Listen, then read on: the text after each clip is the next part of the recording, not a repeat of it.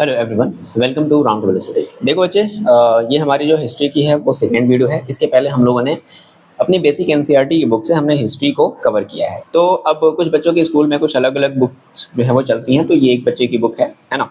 तो हम इसमें ये चैप्टर वही है, व्हेन वेयर एंड हाउ। इसमें थोड़ी सी हेडिंग भी थोड़ी सी अलग है, लेकिन जो कंटेंट है ना वो सेम है। कुछ मायने में ये थोड़ा सा डिफरेंट हो सकता है। ओके, तो हम क्या करने वाले हैं, देखो हम इस पूरे के पूरे चैप्टर को समझने वाले हैं। अगेन एनसीईआरटी के अलावा जो भी टॉपिक होंगे हम उनको थोड़ा सा समझेंगे, और बाकी की जो चीज़ें बच गई हम हर इस देखो मेरी बात समझना, इस ये वीडियो है क्या चीज़। तो जनरली इस वीडियो में जितने भी हमारे हेडिंग्स हैं ना, उन हेडिंग को हम लोग ऑब्जेक्टिव मल्टीपल चॉइस क्वेश्चन के फॉर्म में हम लोग समझेंगे। यानी कि एक तरीके से हम पूरी की पूरी अपने हिस्ट्री को, ये चैप्टर फर्स्ट की हिस्ट्री को क्या कर रहे हैं, रिवीजन करने वाले हैं। किसके थ्रू? मल्टीपल चॉइस क्वेश्चन के थ्रू। और ये एक्स्ट्रा बुक है, बट इसके पहले याद रखना हमने अपनी एनसीईआरटी को अच्छे से कवर कर लिया है। एनसीईआरटी की बेसिस पर क्या क्वेश्चन बन सकते हैं मैंने आपको वो दे दिया है, ठीक है। वो सारी चीज़ें बहुत इंपॉर्टेंट है। ओके, नाउ अब अगर हम इस पर्टिकुलर बुक की बात करें तो देखो यहाँ पर थोड़ा सा क्या चेंजेस आ जाता है, जरा समझना। है वही कंटेंट, लेकिन चेंजेस क्या आ गए।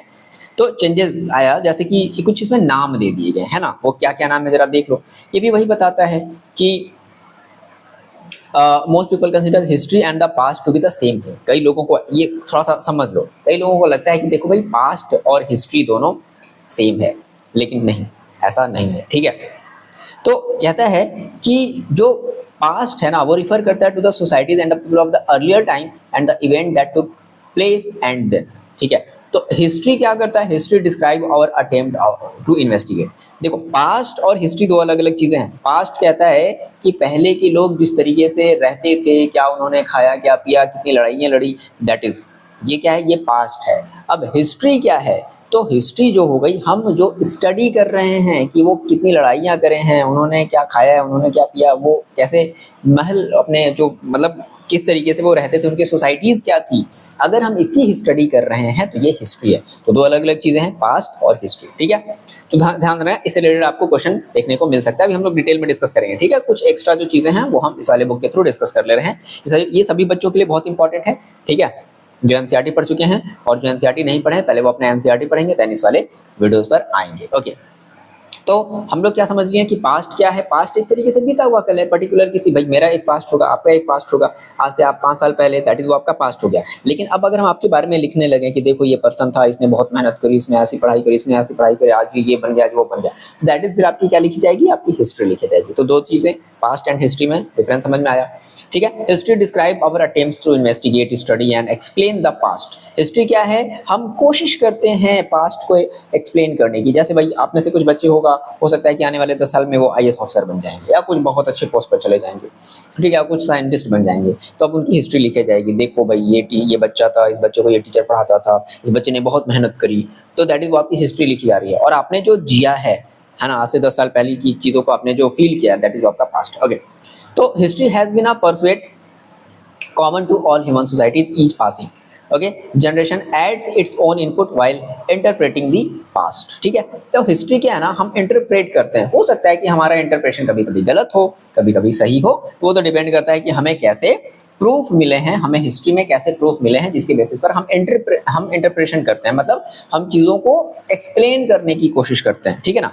तो वही ये चीज़ है हिस्ट्री की, बस सेंस ऑफ आइडेंटिटी, ठीक है। हमें ये आइडेंटिटी का सेंस देता है। By understanding where we have come from we can better understand who we are. Okay, ये सब सारी चीज़ें हमारी बताती है हिस्ट्री। यानी कि अगर हम पास्ट के, अपने बीते हुए पास्ट की अगर हम अपनी स्टडी कर रहे हैं, तो पास्ट की जो बीती हुई जो स्टडी कहलाएगी वो कहलाएगी हमारी हिस्ट्री। ओके, अच्छा, अब यहाँ पर एक एजेपी टेलर नाम के एक हिस्टोरियन है, ये नाम याद रखना, ठीक है। तो इन्होंने ये कहा कि देखो भाई, history is not just a catalogue of event. Catalogue का मतलब होता है जैसे कपड़े का कलेक्शन होता है ना, कि देखो भाई इस टाइप के कपड़े यहाँ मिलेंगे, इस टाइप के कपड़े यहाँ मिलेंगे, दैट इज कैटलॉग, ठीक है। तो catalogue of event put in the right order like a railway time table. भाई रेलवे टाइम टेबल में होता है ना कि एक ट्रेन पहले आई, उसके बाद उसके पीछे कौन, उसके पीछे कौन, उसके पीछे कौन, इस तरीके से चीजें होती हैं।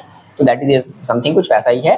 This is a modern way of expressing the root of the word history itself, ठीक है। तो ये एक तरीका है जिससे थ्रू हम मतलब कि कोई चीज़ कहाँ से अराइज हुई थी, हम वहाँ पर पहुँच सकते हैं, ठीक है। एग्जाम्पल के तौर पे देखो बता रहा है कि जैसे हमने पढ़ा था कि देखो भाई मुगल एम्पायर है ना, आफ्टर द रिवोल्ट ऑफ 1857, ठीक है, and thereafter the Mahajanapadas, ठीक है। उसके बाद फिर हमने उसके और अगर हम पीछे जाएं तो कहाँ का हम गए, हम इंडस वैली सिविलाइजेशन में गए, है ना। And the last about the early humans. देखो अब हम स्टार्टिंग से पीछे की तरफ जा रहे हैं। क्लास 6 याद करो, क्लास 6 हमारा क्या था, अर्ली ह्यूमन था। क्लास 7th में आया तो आप क्या पढ़े, मुगल एम्पायर वगैरह के बारे में पढ़े, महाजनपदास वगैरह के बारे में पढ़े, ठीक है। और अब हम लोग देखो क्या पढ़ रहे हैं, उसकी आगे की चीज पढ़ रहे हैं, है ना। अब हम लोग ब्रिटिश वाले टाइमलाइन में आ गए हैं। Would it be possible for you to grasp the event? The answer is negative. मतलब ये कह रहा है कि civilization and the last about the early months, would it be possible for you to grasp the event, ठीक है। मतलब क्या तुम इवेंट को, ऐसे कह रहा है कि क्या तुम इवेंट को फॉर्मली होल्ड कर पा रहे हो, ग्रैस्प मतलब पकड़ लेना, है ना, टाइट से पकड़ लेना। तो ऑब्वियस सी बात है नहीं, है ना। इवेंट हम बस कोशिश कर रहे हैं, हम बस इंटरप्रेट कर रहे हैं कि ठीक है ऐसा हुआ था, ऐसा हुआ था, दैट इज ओके। तो हिस्ट्री जो हमारी हिस्ट्री है as a science, history as a science is a chronological arrangement. Chronological का मतलब क्या कि एक के बाद एक, दैट इज कॉल्ड क्रोनोलॉजिकल, ठीक है। ऑफ इवेंट, इवेंट के क्या होते हैं, हिस्ट्री में क्रोनोलॉजी चलती है। तो ये सब सारी बातें, जैसे कि वही जैसे बताया, first we study early one, class 6 याद आया। देन इंडस वैली सिविलाइजेशन, उसी के अंडर में हम लोग पढ़े थे। फिर महाजनपदास हमने पढ़े, महाजनपदास के बाद फिर क्या आया, मुगल एम्पायर आया, दिल्ली सल्तनत, ये सब सारी चीजें। इसके बाद देन रिवॉल्ट ऑफ 1857 आया एंड सो ऑन। और इस तरीके से अब ये हिस्ट्री आप लोग क्लास 8 में पढ़ोगे। तो क्लास 8 में जनरली हम लोग पहले डिस्कस कर चुके हैं कि हम लोग ये पढ़ेंगे, क्या पढ़ने वाले हैं, ब्रिटिश रूल के बारे में। अपना हमारा जो इंडिया जो कॉलोनी बन गया था ब्रिटिश रूलर का, उनके बारे में हम लोग पढ़ने वाले हैं। ओके, तो ये सब बातें हम लोग मल्टीपल चॉइस क्वेश्चन के थ्रू भी क्लियर करेंगे। फिर देखो हम लोग ऑलरेडी एनसीईआरटी में पढ़ चुके हैं periodisation of the Indian history. मैंने बहुत अच्छे डिटेल में मैंने इसको नोट्स बना करके आपको दिया है, तो प्लीज जाकर के आप वहां से इसको क्लियर करना, ठीक है। ओके, हाउ डू वी पीरियडाइज, तो जेम्स मिल का पीरियडाइजेशन क्या था, और हमारी जो इंडियन सोसाइटी थी, हमारी जो इंडिया के जो हिस्टोरियन थे, उन्होंने कैसी हिस्ट्री की पीरियडाइजेशन करी, ठीक है। ये सब सारी चीजें हम लोग देखो पढ़ चुके हैं। अब इसमें जो नए आपके कुछ टर्म्स जो आएंगे, वो आएगा ये major development during the colonial period in India. ये इंपॉर्टेंट है। देखो अब मेजर डेवलपमेंट का मतलब क्या है, देखो डेवलपमेंट कह सकते हो दो तरीके से हुआ भाई, ऐसा कोई जरूरी नहीं। हम ये मतलब जो बताया मैंने, देखो आपसे कहा भी था कि हिस्ट्री ऐसा नहीं है कि वो जो केवल बुक बता रहा है आप केवल उसी को एक्सेप्ट करो। आप ये भी बताओ कि नहीं, केवल डेवलपमेंट नहीं हुआ था, ऐसा भी समय था जब इंडिया को वो उन्होंने बहुत ज्यादा डाउनग्रेड किया, इंडिया को उन्होंने एक तरीके से लूट लिया, है ना, बहुत ज्यादा वो लूट लिए। तो डेवलपमेंट्स हम नहीं कहेंगे, हम इसमें दो चीजें लाएंगे डेवलपमेंट्स के। तो हुआ ही हुआ, कुछ मामलों में डेवलपमेंट्स हुआ, लेकिन बहुत ज्यादा मामलों में इंडिया का डिग्रेडेशन भी हुआ। तो क्या क्या वो चीजें इवेंट्स हुई ड्यूरिंग द कॉलोनियल पीरियड, मतलब जब ब्रिटिश लोग जब इंडिया आए तो ब्रिटिश लोगों ने ऐसे कौन कौन से रूल बनाए जिससे इंडिया का फायदा हुआ या घाटा हुआ। देखो, तो पहली चीज है कि इंडियन मार्केट, है ना, उन्होंने कंट्रोल कर लिया अपने अंडर में। ये मेजर ड्रॉबैक था। And to drain away the wealth from India, और जितने भी धन संपत्ति, जितनी भी सारी चीजें थी, वो सब इंडिया से क्या कर रहे थे, ले जा रहे थे। तो ये आपका पहला पॉइंट हो जाएगा। दूसरा पॉइंट क्या कहा कि British rule led to exploitation of the peasants. ये बहुत खराब चीज थी। उन्होंने पीजेंट्स का क्या क्या एक्सप्लॉयटेशन किया, ठीक है। आर्टिशंस, जो भी छोटे मोटे कारीगर थे, craftsman, and ruined the handicraft industry of India. क्योंकि इंडिया पे अर्ली समय में कोई बहुत मशीन नहीं थी, है ना। तो जब मशीन्स आई ब्रिटेन से, इंग्लैंड से, तो जो भी छोटे मोटे कारोबारी थे उनकी तो जॉब चली गई, ठीक है। उसके बाद naturally the Indian protested against this operation. एक समरी बता रहा है कि जब ब्रिटिश वालों ने जब ऐसा किया तो भाई अब इंडियंस को गुस्सा आ गया, तो उन्होंने प्रोटेस्ट किया। अब प्रोटेस्ट किया तो क्या हुआ, बहुत सारे इंसिडेंट्स हुए, ठीक है ना, बहुत सारे वायलेंसेस भी हुए। ऑब्वियस सी बात है यार, वायलेंस तो होगी होगी। तुम यार किसी की जो है रोजी रोटी छीन ले रहे हो, उसका सब कुछ धन संपत्ति लूट करके ले जा रहे हो। तो फाइनली द मास रिवोल्ट हुआ 1857 में, the further give rise to the Indian national movement. Indian national movement ना क्या है, बहुत सारी क्रोनोलॉजी, मतलब बहुत सारी इसके अंडर में बहुत सारे इवेंट्स आएंगे, तो हम लोग इसको पढ़ेंगे। तो रिवॉल्ट हुआ 1857 का, जो भी उस समय जो एकदम समझ लो कि लास्ट जो राजा महाराजा लोग जो बच गए, ठीक है ना, तो वो लोग कोशिश किए एक बार की कैसे भी करके इस ब्रिटिश लोगों को क्या कर दिया जाए, हटा दिया जाए। तो ये 1857 के आसपास हुआ था, ठीक है। During the British rule India witness numerous, हाँ ये चीज इंपॉर्टेंट है, ये काफी अच्छी चीज मानी जाएगी इसको, कि ब्रिटिश रूल में बहुत सारे कल्चरल चेंजेस हुए, ठीक है। जैसे कि कल्चरल एंड और ये सोशल चेंजेस, याद रखना, दो बातें नोट डाउन कर लो प्लीज, इनको नोट डाउन कर लो। सोशल चेंजेस हुए और कल्चरल चेंजेस हुए। क्या क्या हुआ, जैसे देखो क्या हुआ कि बहुत सारे ऐसे जो खराब लॉज थे जो इंडिया में लोग फेस करते थे, जैसे कि एग्जाम्पल के तौर पे चाइल्ड मैरिज, है ना, बच्चों को मतलब बचपन में शादी करा दी जाती थी। बच्चे खुश हो रहे होंगे सर क्या ही बंद करवा दिया गया है, ऐसा नहीं है, बहुत खराब चीज़ है ये। चाइल्ड मैरिज ये बैन करा दिया गया। Sati child marriage, Sati and female infanticides, मतलब जो छोटे जैसे जो मतलब जो फीमेल अगर कोई मान लो इन्फेंटिसाइड्स है, छोटी मतलब एक लड़की अगर पैदा हुई है तो उनको किल कर दिया जाता था। Laws were pass to improve the condition of the widows, जो विधवा औरतें थी उनके लिए कुछ अच्छे लॉज बनाए गए and impart education to women, और एक सबसे अच्छी बात करी गई वुमेन्स के लिए भी एजुकेशन लाया गया। ठीक है, Indian reformer also led major protest against the social evil. हाँ, ऐसा नहीं है कि केवल और केवल ये इन्होंने ब्रिटिश वालों ने किया है, इनमें जो मेजर कंट्रीब्यूशन है वो हमारे इंडियन रिफॉर्मर्स का ही है। ठीक है, जैसे कि हमारे हो गए हैं, अभी हम लोग आगे नाम देखेंगे तो इस बुक में वही कुछ एक्स्ट्रा नाम आ जाते हैं। ठीक है, ओके, ठीक है ना। तो कास्ट सिस्टम जानते हो कितना खराब चीज था, तो इसको खत्म कर दिया गया। तो ये सब हम कह सकते हैं कि हाँ भाई इस मामले में डेवलपमेंट तो हुआ है। ओके, उसके बाद फिर ब्रिटिश रूल ने हमें क्या दिया, कॉलोनियल सिटीज हमें दे दी, सबसे अच्छी चीज, क्योंकि भाई वो बहुत सारी ठीक है सिटीज बना रहे थे अपने रहने के लिए, वहाँ के जो इंग्लैंड के लोग जो आएंगे वो उनके रहने के लिए, लाइक बॉम्बे, कलकत्ता, मद्रास, ठीक है, मुंबई जिसको हम कोलकाता चेन्नई के नाम से जानते हैं। द हिल स्टेशन, उन्होंने देखो हिल स्टेशन भी बनाई। ठीक है, India were develop during the British, ये इंपॉर्टेंट है। ठीक है, तो हिल स्टेशन जो देन है वो किसकी देन है, वो ब्रिटिश लोगों की देन है। ठीक है, क्योंकि इंग्लैंड में यार देखो हमेशा वहाँ पर ठंड वगैरह पड़ती रहती है, तो उनको ठंडी प्लेस चाहिए थी, तो उन्होंने हिल स्टेशन को अपना जो है एक तरीके से कुछ लोगों ने चुना ताकि ठंडा ठंडा फील हो उनको। The most dynamic and the challenging aspect of the modern history was the Sega of the Indian national movement. हम लोग अभी जो कि पढ़ेंगे इंडियन नेशनल मूवमेंट में बहुत सारी मूवमेंट का मतलब समझते हो ना, क्या होता है, आंदोलन एक तरीके से, मतलब कि इंडिया के ही लोग अब ब्रिटिश लोगों के एक्ट से, उनके पॉलिसी से, उनके रूल से इतने अपसेट हो गए कि उन्होंने आंदोलन स्टार्ट कर दिया। आंदोलन मतलब सोचते हैं मूवमेंट, आंदोलन मतलब क्या, मूवमेंट। भाई जैसे तुमने कहा कि यार देखो सपोज करो तुम गवर्नमेंट की कुछ पॉलिसीज के नाराज हो, तुम्हें गवर्नमेंट की कुछ पॉलिसी अच्छी नहीं लगी, तो तुम गवर्नमेंट को क्या करोगे, बताने की कोशिश करोगे, देखो यार ये पॉलिसी तुम्हारी अच्छी नहीं है, या तो लिख करके या तो बोल करके, तो दैट इज वो आपका क्या कहलाएगा, मूवमेंट कहलाएगा। ठीक है ना। तो बहुत सारे मूवमेंट्स हुए हैं। द इंडियन नेशनल कांग्रेस बन करके आई। ठीक है, द रिवॉल्यूशनरीज जो क्रांतिकारी थे वो आए, पीजेंट्स ने भी क्या किया, अपना स्टैंड लिया, और ट्राइबल ग्रुप्स ने भी बहुत सारी चीज़ें हेल्प करी, और उन सब ने मिलकर क्या किया, ब्रिटिश लोगों को चैलेंज किया। तो ये एक मेजर डेवलपमेंट था ड्यूरिंग कॉलोनियल रूल। ठीक है, ये एक एक्स्ट्रा चीज थी जो कि हमारी एनसीईआरटी में नहीं थी, तो प्लीज इन सब बातों को ध्यान रखना। ओके, आगे देखो फिर क्या है। अब यहाँ पर कुछ इंपॉर्टेंट लीडर्स के नाम दे दिए गए हैं। जो इंडियन नेशनल मूवमेंट हुआ उसमें कुछ इंपॉर्टेंट लीडर हैं, जैसे कि सबसे फेमस महात्मा गांधी, जवाहरलाल नेहरू, सुभाष चंद्र बोस, काफी फेमस, जिन्होंने अपनी आईएनसी इंडियन नेशनल जो इंडियन आर्मी जो है ना, भगत सिंह, उसके बाद चंद्रशेखर आजाद, उसके बाद सरदार वल्लभ भाई पटेल, मौलाना आजाद, ये सब हमारे फेमस नाम मिले इन्हीं कॉलोनियल रूल के थ्रू आउट, है ना। And the numerous other patriots मतलब जो भी देशभक्त से, have left their footprints on the glorious path of the Indian national movement. ठीक है, तो ये सब हमें चीजें हमारी इंडिया को मिली, ये सब जो एक्स्ट्रा ऑर्डिनरी जो पीपल थे, इनको हम लोग क्या बोलेंगे भाई, वैसी बात है, हम इनको एक्स्ट्रा ऑर्डिनरी पीपल बोलेंगे, क्योंकि इनके ही हेल्प से, है ना, हमें क्या मिली, आज हमें आजादी मिली। ओके, चलो अब देखो क्या हुआ फिर आगे, न्यू ज्योग्राफिकल एक्सटेंट। अब इसमें क्या है, तो इसमें वही है, न्यू ज्योग्राफिकल एक्सटेंट में क्या बता रहा है कि beginning of the industrial revolution, क्योंकि इंग्लैंड में ना, देखो इंग्लैंड में इंडस्ट्रियल रिवॉल्यूशन आ गया था।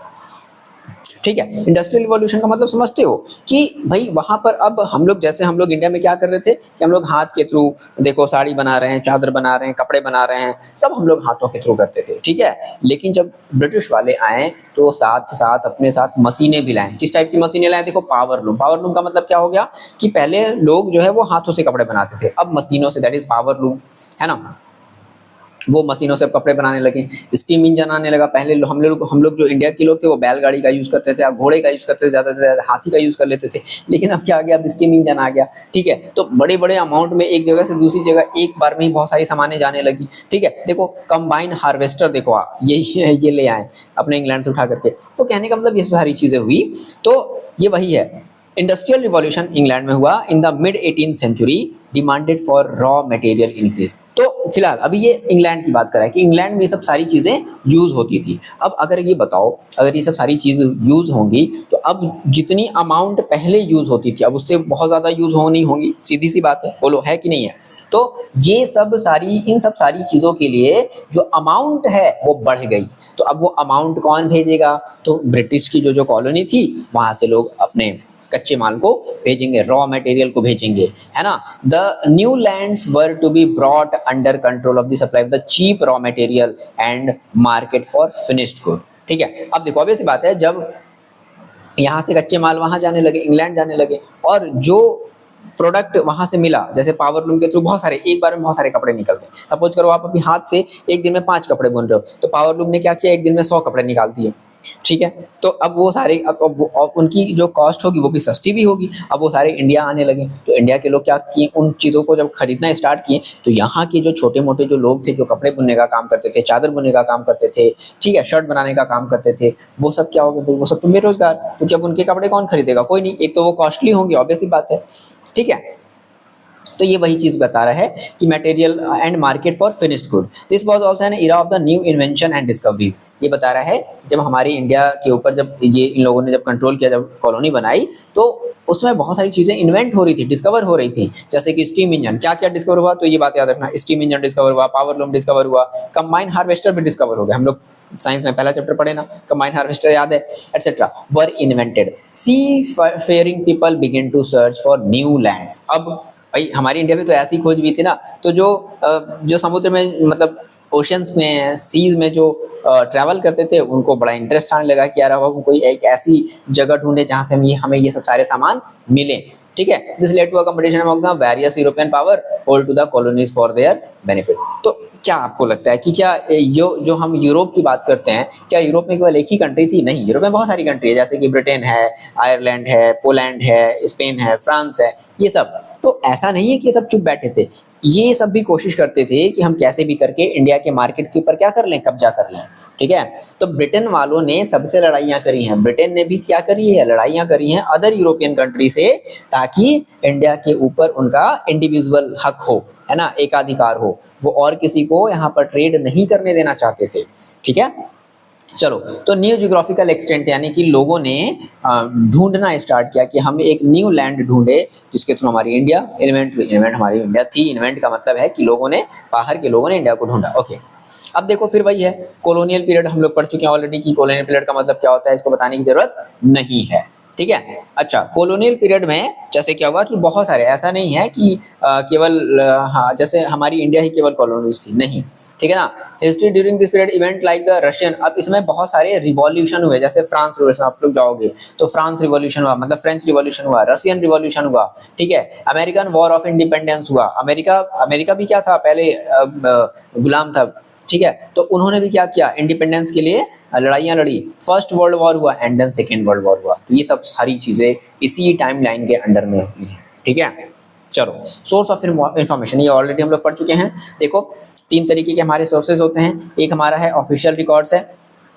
तो ऑफिशियल रिकॉर्ड्स की अगर हम बात करें तो इसमें हम लोग जैसे कहते हैं लिटरेरी सोर्सेज है। ऑफिशियल रिकॉर्ड्स के अंडर में देखो क्या हो जाएंगी हमारी, ध्यान से सुनना जरा। देखो, एक तो हमारा ऑफिशियल रिकॉर्ड्स हो गया। ठीक है, ऑफिशियल रिकॉर्ड्स का मतलब क्या हो समझते हो, जैसे कि जैसे मान लो एक ब्रिटिश ऑफिसर है, उसने ऑर्डर दिया कि देखो ऐसा है, यहाँ से ये जो है सपोज करो कुछ क्या कर लिया जाए, यहाँ से मेरे को इस फार्मर की ज़मीन से मेरे को इतने क्विंटल गेहूँ मिले हैं। ठीक है, और मैं इनको इतने दाम पर खरीद रहा हूँ। ठीक है ना, तो दैट इज, ये सब क्या हो गया। या फिर कोई भी एक ऑर्डर उनको देना हुआ कि ठीक है, अच्छा यहाँ लोग विद्रोह कर रहे हैं, चलो यहाँ हम अपने आर्मी की 100 लोगों को भेज देते हैं। That is official. ये सब क्या है, ये सब ऑफिशियल रिकॉर्ड्स हैं। ठीक है ना, तो period of the official record of the British administration methodically and meticulously recorded every plan. इस बात को ध्यान रखो, एवरी प्लान, पॉलिसी, ट्रीटी मतलब, क्योंकि जब वो एक राजा से जब लड़ाई करते थे ना, तो मान लो कि एक राजा हार गया, तो अब वो राजा हार गया तो अब उसके साथ क्या ट्रीटी करनी है। तो ट्रीटी क्या करते थे, देखो राजा तुमने मेरे से लड़ाई करी है, तुमको मेरे को इतने रुपए हर्जाना देना पड़ेगा। ठीक है, और बदले में ये देना पड़ेगा, ये देना पड़ेगा, मेरे मेरे जो सेना मेरी जो सेना है, मेरे जो सैनिक है, मेरे जो आर्मी है, उनका तुम्हें खर्च उठाना पड़ेगा। तो ये सब वो दैट इज सब सारी चीज़ें उसके अंडर में होती थी, ठीक है। फिर देखो फिर क्या हुआ, आर्काइव्स बनाए जाने लगे। मैंने बताया आर्काइव्स के बारे में, एनसीईआरटी पढ़ना जरा। ओके, लिटरेरी सोर्स की देखो बात करते हैं। तो लिटरेरी सोर्स, लोगों ने लिखना स्टार्ट किया, न्यूज़पेपर लिखना स्टार्ट किया, लोगों ने ब्रिटिश की जो भी पॉलिसीज थी उनको क्रिटिसाइज करना स्टार्ट किया। तो लिटरेरी सोर्स में क्या जाता है, journals, plays, novel, letter, diaries, है ना, बायोग्राफीज एंड ऑटोबायोग्राफीज, ये सब लार्ज नंबर में प्रिपेयर किए जाने लगे। या फिर जो नेशनलिस्ट हमारे इंडिया के जो न्यूज़पेपर थे, लाइक द हिंदू, अमृता बाजार पत्रिका, केसरी, संवाद कौमुदी, है ना, कौमुदी, ये सब न्यूज़पेपर बनने स्टार्ट हुए, जिसमें लोगों ने जो फील किया, जो देखा अगल बगल, उन सब सारी चीज़ों को लिखा। तो वही सब सारी चीज़ें आज हम पढ़ते हैं तो हमें समझ में आता है कि अच्छा ब्रिटिश लोग ऐसा करते थे, ब्रिटिश लोग ऐसा करते थे, ठीक है। ओके, तो ये सब हमारे किसके अंडर में आ जाएगी, लिटरेरी सोर्स के अंडर में आ जाएगी। अब कुछ इंपॉर्टेंट यहाँ पर फेमस नाम दे दिए गए, जैसे कि कुछ नॉवेल लिखे गए, ऐसे पोएम। तो कौन कौन से, जैसे रविंद्रनाथ टैगोर, बहुत अच्छा ये राइटर थे, बहुत अच्छी अच्छी चीज़ें लिखते थे, ठीक है। तो उन्होंने जो सोशल इश्यूज हैं उनको उठाया। बंकिम चंद्र चटर्जी हैं, हु रॉट द इन बंगला, ठीक है। विष्णु शास्त्री हैं, उसके बाद चिपलूणकार हैं। तो ये सब जो है एक मराठी, ये पूरा होगा विष्णु शास्त्री चिपलूणकार, ये पूरा एक मराठी राइटर हैं, ठीक है। भारतेंदु हरिश्चंद्र हैं। तो इन्होंने बहुत सारी हिंदी में आर्टिकल्स लिखने स्टार्ट किए, जो भी चीज़ें उन्होंने फेस करी। ओके, ये सब हमारी आ जाएंगी कैसे, किसके अंडर में, लिटरेरी सोर्सेज के अंडर में आ जाएंगी, ठीक है। उसके बाद ये सब है नाम, आपको बहुत ज़्यादा अगर नाम नहीं याद रखने से आपको कोई दिक्कत नहीं है, ठीक है। अब देखो, अब लिटरेरी सोर्सेज के अलावा क्या होगी, फोटोग्राफ, है ना, paintings, maps, colonial buildings and statues are also important source of the information of this period. They give us a glimpse of the society, मतलब एक हमें टाइमलाइन बताता है सोसाइटी का, कि पर्टिकुलर टाइमलाइन में क्या सोसाइटी का क्या कंडीशन था, lifestyle, dress and culture of those times, allowing us to understand how Indian society and culture was getting transformed due to British influence. Clear बात, ठीक है। फिर देखो मैंने बताया भी था सेंसस एंड सर्वे हुए, है ना, ये हमारा ये भी हमारा क्या सोर्स है। तो सेंसस एंड सर्वे में मैंने आपको बताया था, सब सारी चीज़ें मैंने बताई थी। सेंसस एंड सर्वे में मैंने बहुत डिटेल में बताया है, याद रखना, मैंने बहुत डिटेल, ये तो कुछ भी नहीं दिया है, मैंने आपको बहुत डिटेल में बताया, ठीक है। चलो, ये सब सारी चीज़ें थी, देखो, ठीक है, ये सब आप क्वेश्चन कर ही लोगे। हम लोग आते हैं, देखो जरा यहाँ से, हमारे पास 40 इंपॉर्टेंट मल्टीपल चॉइस क्वेश्चन है। इन क्वेश्चन के थ्रू आपके जो भी कॉन्सेप्ट हैं, हर एक ये हेडिंग का वो सारा का सारा क्या हो जाना है, क्लियर हो जाना, ठीक है। देखो, तो पहला देखो क्या कहता है, ये हमारा जो पहला जो सेक्शन 1 है, introduction to history and periodization, यानी कि जो हमारे जो टॉपिक थे ना, इसी बुक की हम बात कर रहे हैं। तो हिस्ट्री एंड पीरियडाइजेशन के रिलेटेड में जो भी हमारे 5-4 क्वेश्चन है वो हम देखने वाले हैं। पहला है, देखो क्या कहता है कि what is the key difference between the history and past. याद है, देखो सबसे पहले ही क्वेश्चन हमने ये बनाया था कि हिस्ट्री और पास्ट में क्या फर्क है, ठीक है।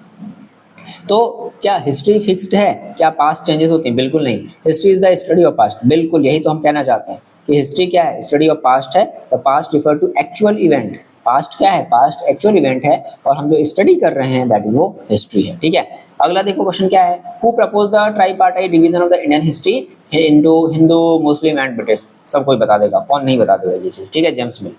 तीसरे क्वेश्चन का चलो आंसर बताओ, why James Mill periodization criticize का मतलब है कि उनकी जो उन्होंने जो पीरियडाइजेशन किया, ठीक है ना, ये हिंदू, मुस्लिम और ब्रिटिश, तो उनका क्रिटिसाइज क्यों हुआ। क्रिटिसाइज मतलब लोगों ने उसे भला तो नहीं, बुरा क्यों कहा, ठीक है।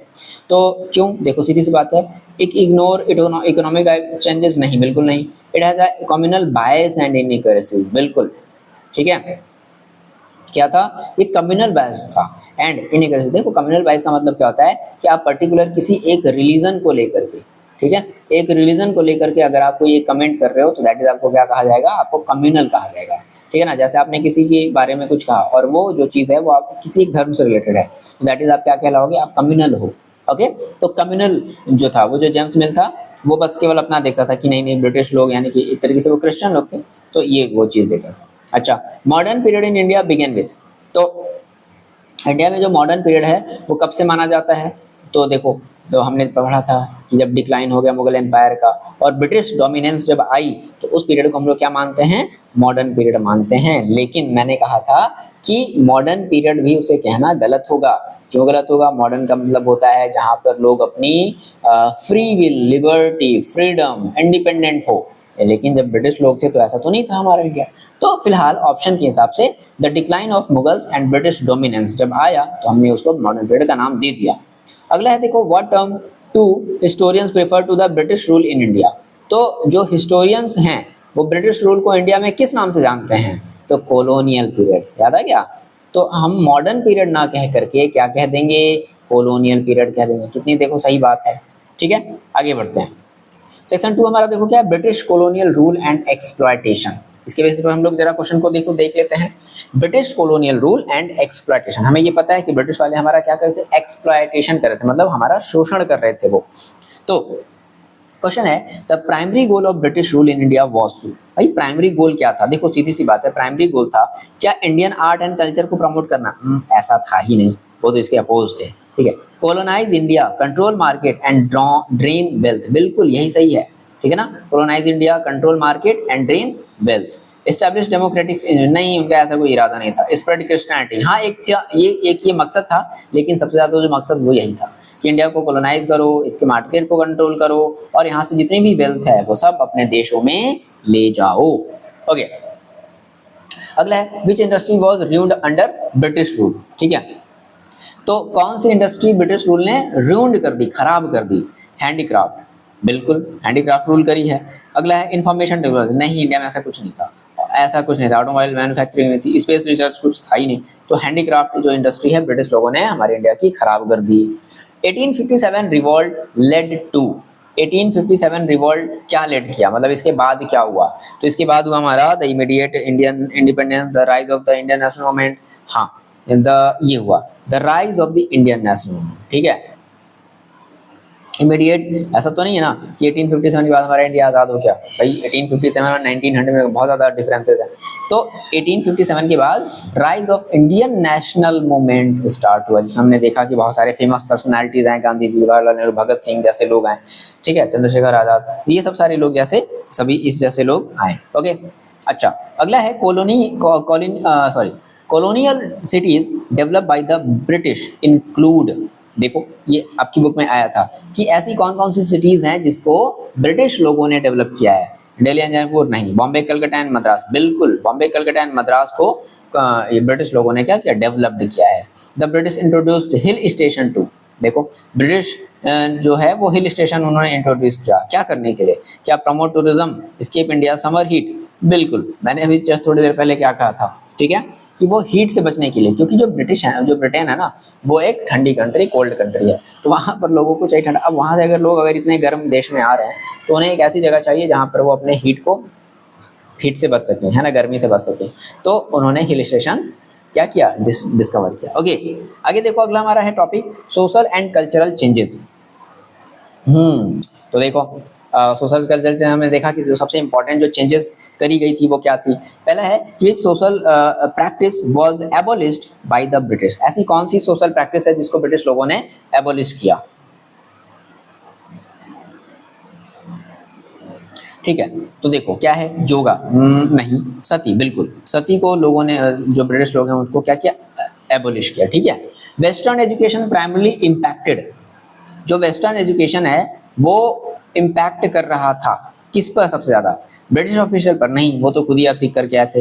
द इंडियन इंटेलिजेंशिया, हाँ, रूरल आर्टिशंस नहीं, ट्राइबल नहीं, तो क्या हो जाएगा इसका, द इंडियन इंटेलिजेंशिया। ठीक है, मतलब जो वेस्टर्न एजुकेशन था तो उसको इंडिया के लोग, ठीक है, एक तरीके से क्या कह रहे हैं कि बहुत ज़्यादा तरीके से वो सीख रहे थे। ठीक है, who rot the novel about the rural operation during the colonial period. मतलब कह रहा है कि हु रॉट, किसने नॉवेल लिखा था रूरल ऑपरेशन जब हो रहा था, ठीक, ऑपरेशन ऑपरेस करना, ऑपरेशन मतलब दबाना, ड्यूरिंग द कॉलोनियल पीरियड।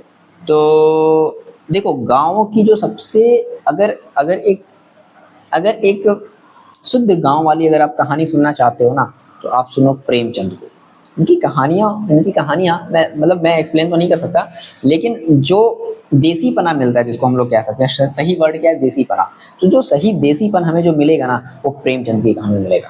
अभी आप लोग को समझ में नहीं आएगा, डोंट वरी, जब बड़े हो जाना, पढ़ना, तब इनके जो कहानियाँ होती हैं, इनका अलग ही एक मज़ा होता है, इनका एक अलग ही सुकून होता है। ठीक है, अभी नहीं आएगा समझे, आप क्लास 8 में हो, आप कहोगे सर क्या ही है ये। ठीक है, ओके। तो ऑपरेशन ऑपरेशन ऑपरेस कर मतलब, जब जो रूलर में, जब गांव के लोगों को जब जब दबाया जा रहा था, उनको ऑपरेस्ड किया जा रहा था, तो किसने नॉवेल लिखी? प्रेमचंद्र जी ने नॉवेल लिखी। ठीक है, अब ऐसी बात है, एजेपी टेलर लिखेगा, क्यों लिखेगा भाई, वो उसको उससे क्या लेना? जेम्स मिल क्यों लिखेगा? वो तो अपनी हिस्ट्री अलग बना रहा था, जॉर्ज, ये सब कुछ नहीं। Okay, reforms during British rule improved condition for, जब रिफॉर्म हुए ब्रिटिश रूल में, तो उसने किसकी कंडीशन इंप्रूव करी? Only the British army? नहीं। Widows and women? बिल्कुल सही है। क्या जमींदार की? नहीं। फॉरेन? नहीं। तो women and widows and women की कंडीशन उन्होंने इंप्रूव करने की कोशिश करी। अगला है the slogan Swaraj is my birth right. ठीक है, वॉज गिवन बाई, तो देखो स्वराज का मतलब क्या होता है? स्वराज मतलब एक तरीके से समझ लो कि भाई हम अपना रूल खुद से करेंगे, मेरे को किसी का कंट्रोलिंग नहीं चाहिए। जैसे कि इंडिया पर अभी जो कंट्रोलिंग था उस समय, वो किसका था? वो ब्रिटिश लोगों का था। तो स्वराज मतलब मेरे खुद का राज। ठीक है, हम अपना रूल खुद से कर लेंगे, मेरे को जरूरत नहीं है। तो ये जो स्वराज का बर्थ राइट, ये जो स्लोगन है, वो किसने दिया? महात्मा गांधी ने? नहीं। जवाहरलाल नेहरू ने? नहीं। बाल गंगाधर तिलक ने। ठीक है, ये किसने दिया? बाल गंगाधर तिलक ने। आगे देखो, अगला है हमारा सोर्स ऑफ इंफॉर्मेशन। ठीक है भाई, लिटरेरी और सेंसस सर्वे, ये सब सारी चीजें इसके अंडर में आएंगी। The most authentic source about British rule are, British rule का अगर हम मोस्ट ऑथेंटिक, ऑथेंटिक का मतलब एकदम प्योर, जिसमें कोई भी मिलावट नहीं है। देखो, जब कोई एक ब्रिटिश ऑफिसर जब अपने सोर्सेस, अपनी जब चीज़ों को लिखेगा ना, तो कुछ ऐसी भी चीज़ें भी होंगी जिनको वो छुपा देगा, वो नहीं लिखेगा। ठीक है, क्योंकि भाई उनके उनके पर क्या लगेंगे? ब्लेम्स लगेंगे कि तुमने ऐसा किया, तो वो छुपा देगा। तो सबसे अच्छी जो हमें सोर्स मिलती है, वो हमें मिलती है फोक सॉन्ग्स के थ्रू। मतलब अलग अलग रीजन की ना अलग अलग लैंग्वेज हुआ करती थी, तो उन लैंग्वेजेस में वो ब्रिटिश ने जो भी उनके साथ किया, वो सब सारी चीज़ों को गीत के थ्रू, गाने के थ्रू सुनाते थे, लिखते थे, सुनाते थे, एक तरीके से कह लो, तो उसको हम लोग कहते हैं फोक सॉन्ग। तो जो सबसे ऑथेंटिक चीज़ है ना, वो क्या है? वो है फोक सॉन्ग। इसके थ्रू हमें एग्जैक्टली पता चलता है कि ब्रिटिश लोगों ने कैसे क्या क्या, इस तरीके से। ठीक है, बात क्लियर है? अगला देखो, where are the British era documents preserved in India. तो ब्रिटिश एरा के टाइम में जो डॉक्यूमेंट्स थे, वो कहाँ प्रिजर्व किए जाते थे? वेयर? क्या ताजमहल में? बिल्कुल नहीं। नेशनल आर्काइव्स में प्रिजर्व किए जाते थे। याद आया? क्लियर है बात? अगला देखो, विच न्यूज़पेपर क्रिटिसाइज्ड ब्रिटिश पॉलिसीज। अच्छा, अब ये तो देखो हमें एकदम मतलब पैराग्राफ का डिटेल नॉलेज होना चाहिए। तो किसने क्रिटिसाइज किया था? अगर आपको ऑप्शन पता है तो अच्छी बात है, आपको आंसर यहाँ पर मिल जाएगा।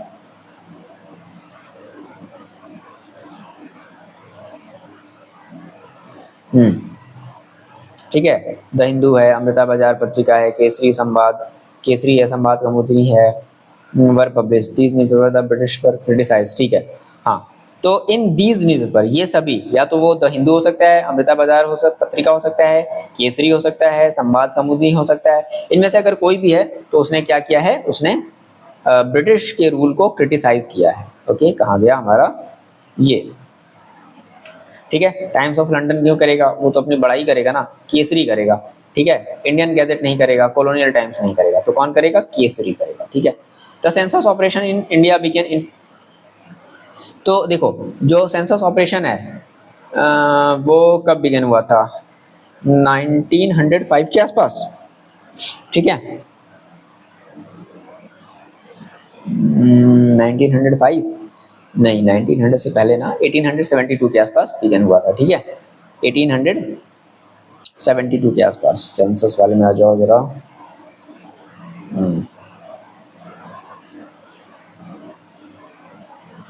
सर्वे and census to know why did British conduct, नहीं, ये देखो वही है, the British organize census operation after every 10 year, ये भी याद रखना, हर 10 ईयर्स में अपना वो अपना सेंसस जो है सर्वे करते थे। The first census in India was held in the 1872, ठीक है, तो याद रखना इसका क्या हो जाएगा 1872, और हर 10 साल बाद वो अपना सेंसस या सर्वे करते थे। कहाँ गया? तो census operation in India begins to 1872, ये आपका हो जाएगा ऑप्शन नंबर बी।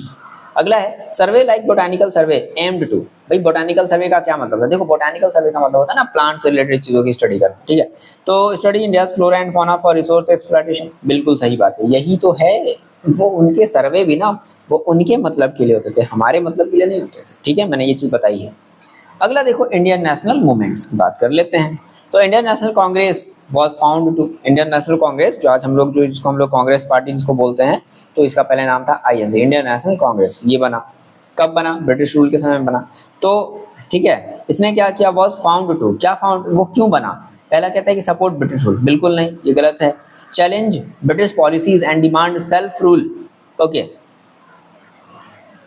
तो ये कुछ हद तक सही है। चैलेंज ब्रिटिश पॉलिसीज को उन्होंने चैलेंज किया और कहा कि नहीं नहीं देखो भाई हमें तो सेल्फ रूल चाहिए, ठीक है। अगला है प्रमोट रिलीजियस डिविजन्स, नहीं ऐसा भी नहीं है। एस्टेब्लिश अ मोनार्की, नहीं, ऑप्शन नंबर क्या हो जाएगा? बी हो जाएगा।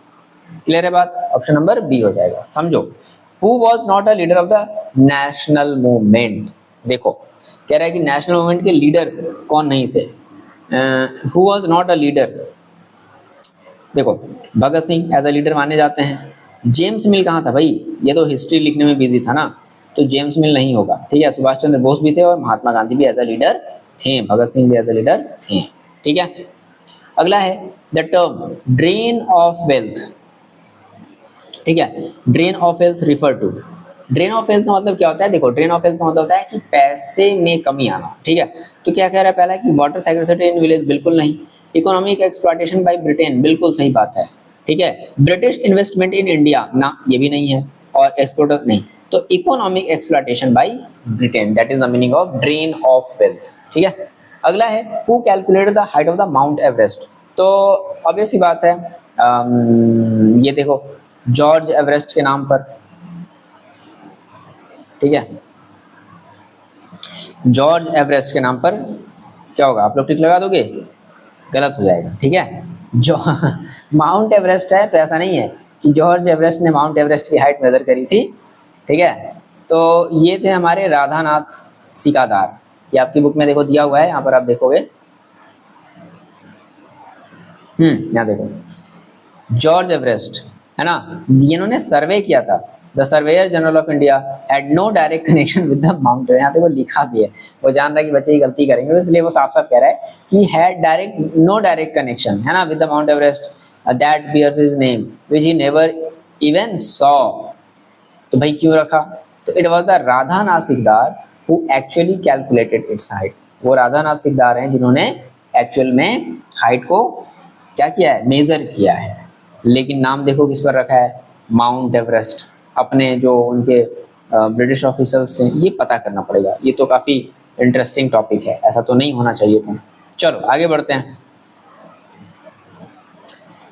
ओके ठीक है, हो गया, जॉर्ज एवरेस्ट नहीं थे, वो होंगे हमारे राधा नाथ सिकदार। ओके, अगला है the first World war impacted India by, जो फर्स्ट वर्ल्ड वॉर है वो इंडिया को इम्पैक्ट हुआ, ठीक है ना, किसके थ्रू? इंक्रीज नेशनलिस्ट डिमांड, नहीं ऐसा नहीं है।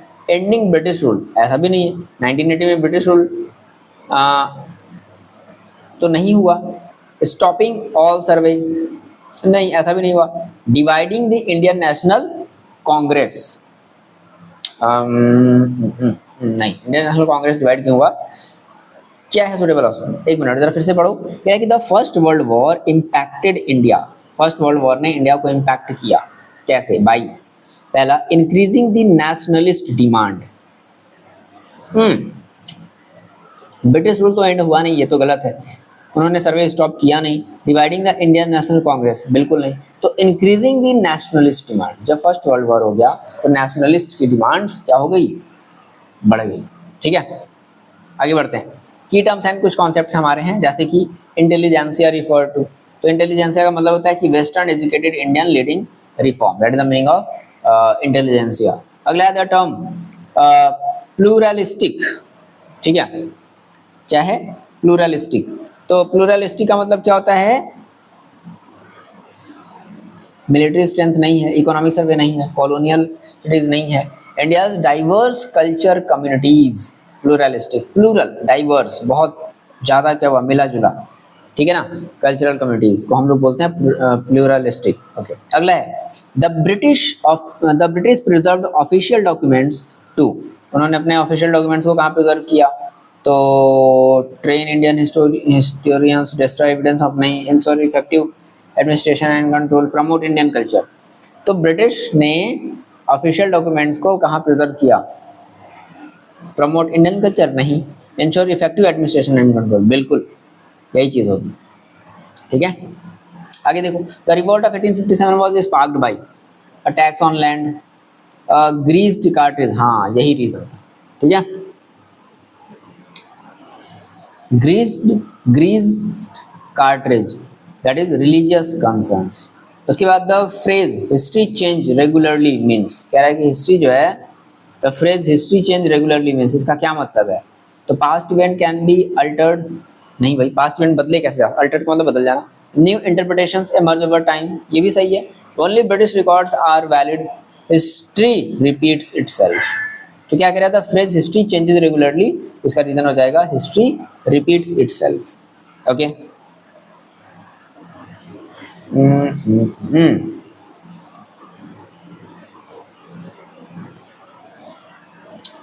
नहीं नहीं नहीं नहीं नहीं, the history changes regularly means past event can be altered, past के इवेंट से आप देखो नहीं बदल सकते, न्यू इंटरप्रिटेशन इमर्ज ओवर, हाँ ये हो सकता है, जैसे मान लो दो बच्चों की हिस्ट्री फेवरेट सब्जेक्ट है, हो सकता है एक बच्चा, सर क्या बोल रहे हैं सर, ये क्या ही मतलब बोल रहे हैं हिस्ट्री सर, नहीं ऐसा नहीं होता है और होना भी चाहिए, ठीक है। तो हो सकता है एक बच्चा उसके लिए हिस्ट्री उसने पढ़ी और उसने अपना इंटरप्रिटेशन किया, उसने अपने कुछ थॉट्स निकाले और दूसरे वाले बच्चे ने भी निकाले, तो हो सकता है new interpretation emerges over time. Okay, ये भी हो सकता है। आगे देखो बढ़ते हैं, मिसलेनियस में आ जाते हैं, क्या है, the British introduce the steam engine to, क्या करने के लिए, प्रमोट हैंडीक्राफ्ट नहीं, aid transport and communications, replace Indian agriculture. The national archives of India is located in, तो नेशनल आर्काइव्स हमारा जो है वो कहाँ था, न्यू दिल्ली में है, ठीक है।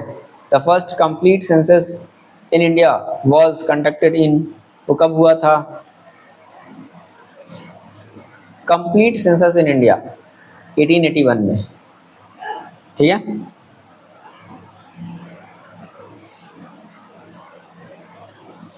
अच्छा अगला देखो, which source provide a grass root perspective of the history, folk songs and diaries, ये James Mill, a history of British India divided Indian history into 3 parts, Hindu Muslim British.